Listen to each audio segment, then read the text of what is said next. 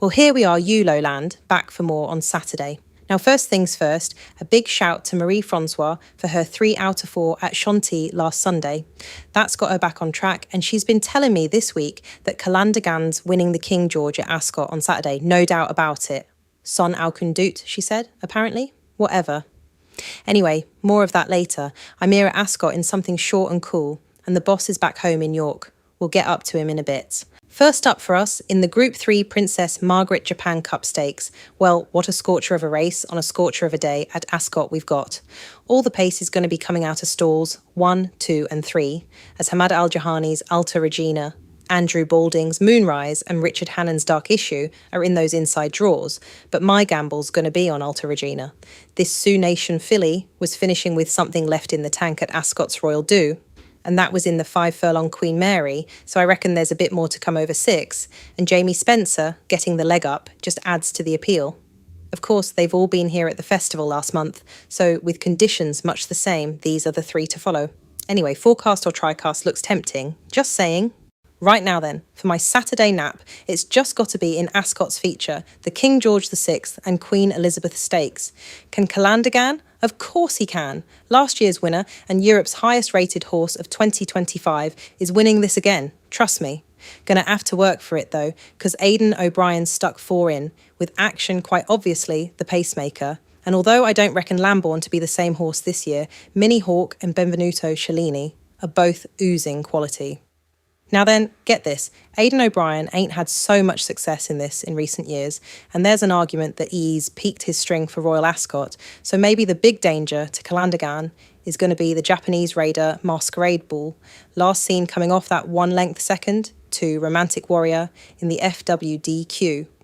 E2 Cup at Chartin last time out, and you all know what I think of Romantic Warrior, don't you? It's a truly international race, this, with 2024 winner Goliath making it 2 from France, there's 2 from Japan and 4 from Ireland to take on the sole British runner, Andrew Balding's Kalpana. But Calandagan can, with Action setting the early fractions, just playing into Francis Henri Grafford's hands when Calandagan does. Now, we must get up to the boss at York for his next best. Thank you, Jaysella, and yes, what a super race we've got up here for the Sky Bet York Stakes. Last year's winner Royal Champion can go in again for Carl Burke, though previous Dante winner Item has strong claims back here on the Knavesmire. The experience of Royal Champion, the 8-year-old globe-trotting star of the Spigot Lodge Yard, can afford to give lumps of weight away to the 3-year-old Item, and throw John and Thaddy Gosden's Damisus into the mix, and this is a top-class Group 2 contest. Rafe Beckett's Pride of Arras is 2 from 2 here on this course, so all in all a real cracker, but Royal Champion has everything in the locker to take the York Stakes. Earlier on, in the Sky Bet Dash Handicap, one of the best sprinters around this season not to have got his head in front, Clive Cox's Addison Gray must have a super chance. Making up for a slow start at Salisbury last time out, David Probert didn't really get a clear passage coming off the rail looking for racing room, but here on the wide expanses of the Knavesmire it should be a different story. I'd hazard a guess that Tim Easterby's Red Spells Danger and Richard Fahey's Musical Touch should be on anyone's list, but Addison Gray looks overdue a win in my book, so gets the nudge. And now let us get back to our lovely Jaysella at Ascot. Thanks, boss. So let's have a look at the Valiant Stakes on Ascot's card. And, right kids, it's got to be a brave punter to get away from hot fave Tulane for this Group 3.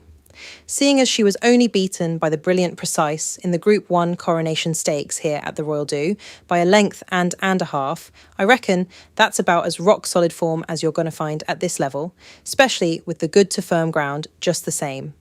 I suppose the one that will be making a race of it is Jane Chapel-Hyam's Kontiki, who was 4th over course and distance in the Duke of Cambridge here last month. But she had no answer for Blue Bolt in that Fillies and Mares Group 2 when it came down to the final furlong and a half. Ryan Moore gets enlisted to improve Kontiki from that contest, but I can't see past Toline myself, so she gets the big tick in the big handicap of the day. I cannot get past Extremely Zane. William Haggis's Hello Yumzane Colt could not have been any more impressive than when scything through most of the field with a furlong to go at York last month. Given a perfectly timed ride by Kieran Fallon there, now Tom Marquand gets on board, and he'll be mindful of that finishing speed, so watch this space. But always a but ain't there. Jack Channon's Mezcala can't be easily ignored, and Jamie Osborne's Amazing Journey is still on a winning mark to my mind, so these are me 3 to make this a proper race.